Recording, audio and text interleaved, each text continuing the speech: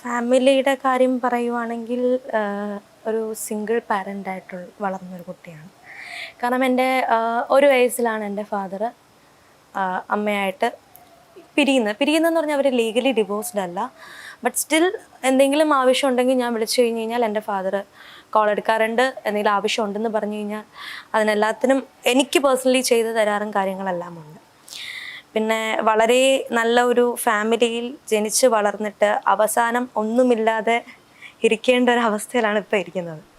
അതാണ് ഏറ്റവും വലിയ കാര്യം. പിന്നെ എൻ്റെ അമ്മ എന്ന് പറയുന്നത് വളരെ ചെറുപ്പത്തിൽ കല്യാണം കഴിഞ്ഞൊരു വ്യക്തിയാണ്. അതിനുശേഷം പപ്പായുടെ ഇഷ്യൂ ഒക്കെ വന്നപ്പോഴത്തേക്കും പുള്ളിക്കാരിക്ക് 17 വയസ്സിൽ ജോലിക്ക് ഇറങ്ങേണ്ടി വന്നു. അങ്ങനെയാണ് എന്നെ വളർത്തിയത്. അപ്പോൾ ഇതെല്ലാം കണ്ടു വളർന്നത് കൊണ്ടായിരിക്കാം ഞാൻ ഇത്രയും സ്റ്റേജായിട്ട് ഞാൻ തളർന്നിട്ടില്ല. അതാണ് ഏറ്റവും വലിയ ഹൈലൈറ്റ് പോയിന്റ്. എന്നെ വളർത്തിയതെല്ലാം മമ്മിയുടെ പാരൻസാണ്. അതിൽ എൻ്റെ ഗ്രാൻഡ് ഫാദർ ആയിരുന്നു എനിക്ക് എൻ്റെ ലോകം, കംപ്ലീറ്റ് ലോകം എന്ന് പറയുന്നത് എൻ്റെ ഗ്രാൻഡ് ഫാദർ ആയിരുന്നു. കാരണം പുള്ളി എന്നെ നോക്കുന്ന പോലെ വേറെ ആരും എന്നെ നോക്കിയിട്ടില്ല എന്നേ വരെ. അപ്പോൾ പുള്ളി എൻ്റെ 8ാം ക്ലാസ്സിലായിരുന്നു പുള്ളി വിട പറഞ്ഞ് പോകുന്ന ആ ഒരു ടൈം. ഞാൻ മെൻ്റലി ഞാനും എൻ്റെ ഫാമിലി എല്ലാവരും നന്നായിട്ട് വീക്കായി. ഞങ്ങളുടെ ഓൺ പ്രോപ്പർട്ടിയിൽ നിന്ന് ഞങ്ങൾ മാറി വാടക വീട്ടിലേക്ക് പോകേണ്ട അവസ്ഥയായി. അതിനുശേഷം വാടക വീട്ടിലേക്ക് മാറി 4 വർഷം കഴിഞ്ഞപ്പോൾ എൻ്റെ അമ്മുമ്മ മരിച്ചു. അമ്മുമ്മ മരിച്ച ടൈമിലാണ് എന്താണ് കഷ്ടത എന്ന് പറയുന്നത് ഞാൻ അറിയപ്പെടുന്നത്. കാരണം എൻ്റെ പപ്പ ഗ്രാൻഡ് ഫാദർ എന്ന് പറയുന്ന പുള്ളി കാല് മുറിച്ചിട്ട് ഷുഗറൊക്കെ ആയിട്ട് കിംസിലൊക്കെ കുറേ നാൾ കിടന്ന് 10-15 ലക്ഷം രൂപയുടെ ചിലവൊക്കെ വന്ന് എല്ലാം നോക്കിയിട്ടാണ് പുള്ളി. അപ്പം ഞങ്ങൾ ഫിനാൻഷ്യലി നല്ല ഡൗൺ ആയി. അതിൻ്റെ സിറ്റുവേഷൻ കാരണം മമ്മിക്ക് അബ്രോഡ് പോയി ജോലി ചെയ്യേണ്ട അവസ്ഥ വന്നു. ഞാനും അമ്മുമ്മയും മാത്രമായിപ്പോയി ഇവിടെ. അപ്പോൾ മമ്മി അവിടെ മാർക്കറ്റിംഗ് ഫീൽഡ് കൺസ്ട്രക്ഷൻ കമ്പനിയിലെ മാർക്കറ്റിംഗ് ആയിട്ട് മമ്മി ഖത്തറിലായിരുന്ന സമയത്ത് ഞാനും അമ്മുമ്മയും മാത്രം ഇവിടെ പോയി. ഇവിടെ ആയിരുന്ന സമയത്ത് അമ്മുമ്മ ഒരു ഡയാലിസിസ് പേഷ്യൻ്റ് ആയിരുന്നു. അപ്പോൾ ഈ ഡയാലിസിസ് പേഷ്യൻ്റ് ആകുമ്പോൾ നമുക്ക് എങ്ങനെ പോയാലും മാസം ചേച്ചി ഒരു 10-12 രൂപ നമ്മുടെ കയ്യിൽ നിന്ന് പോകും. കാരണം ഒരു 3 ദിവസം ഡയാലിസിസ് വന്നു കഴിഞ്ഞ് കഴിഞ്ഞാൽ നമ്മുടെ കയ്യിൽ നിന്ന് പോകുന്ന ഫണ്ട് അറിയത്തില്ല നമ്മൾ. അങ്ങനെ മമ്മി ദുബായിലേക്ക് പോയി. ആ സമയത്ത് മമ്മി അവിടെ നിൽക്കുന്ന സമയത്താണ് ഈ മലയാളികളെയൊക്കെ ജോലിയെന്ന് പറഞ്ഞു വിട്ട് കയറ്റി വിടുന്ന ഒരു സമയം വന്നതും പല പ്രൈവറ്റ് കമ്പനീസ് അവിടെ പൂട്ടുന്നത്. അങ്ങനെ മമ്മി വർക്ക് ചെയ്തിരുന്ന സ്ഥലത്ത് മമ്മിക്ക് പേയ്മെൻറ്റ് പെൻഡിങ്ങുമായി 13 ലക്ഷം രൂപ അടുപ്പിച്ച് സാലറി പെൻഡിങ്ങുമായി. അതുപോലെ തന്നെ മമ്മിക്ക് അവിടെ പെട്ടുപോവേണ്ട അവസ്ഥയും വന്നു. ഇവിടെ ഞാൻ ഒറ്റയ്ക്ക് അമ്മമ്മ ഒറ്റയ്ക്ക് എന്ത് ചെയ്യണമെന്ന് അറിഞ്ഞുകൂടാതായിപ്പോയി. ആ ഒരു നിമിഷത്തിലാണ് ഞാൻ ഈ സീരിയൽ ഒരു തൊഴിലായിട്ട് മാറ്റിയെടുത്തത്.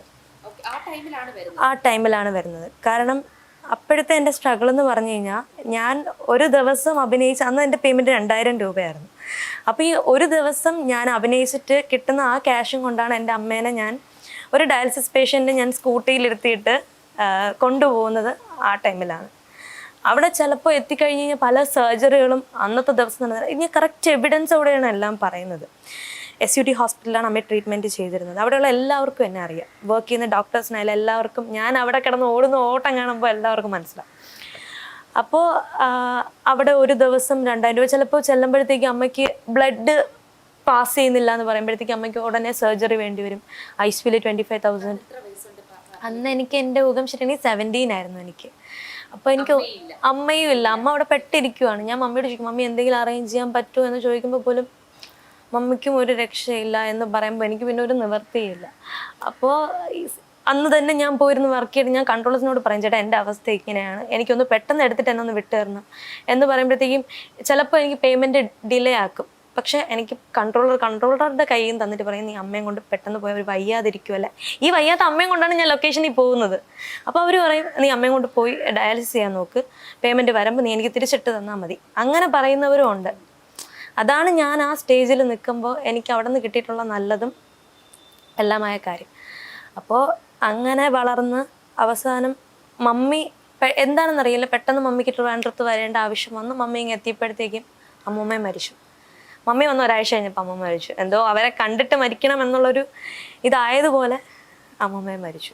അപ്പം അങ്ങനെ ഒരുപാട് സ്ട്രഗിളിലൂടെയും ലൈഫിൽ ഒരുപാട് എന്ത് നല്ലത് ചെയ്താലും സത്യം പറഞ്ഞു കഴിഞ്ഞാൽ നമ്മൾ എവിടെ ആത്മാർത്ഥത കാണിക്കുന്നു അവിടെ നമുക്ക് അവഗണന കിട്ടിയിരിക്കും എന്നുള്ളൊരു കാര്യം പഠിച്ചത് ഞാൻ എൻ്റെ ലൈഫിലൊരു വലിയ പാഠമായിട്ട് ഞാൻ എടുത്തിരിക്കുന്ന ഒരു കാര്യമാണ്. എവിടെ ആത്മാർത്ഥത കാണിച്ചാലും അവിടെ ഓൺ ദ സ്പോട്ടിൽ എനിക്ക് പുറകെ കത്തി കയറിയിട്ടുണ്ട്.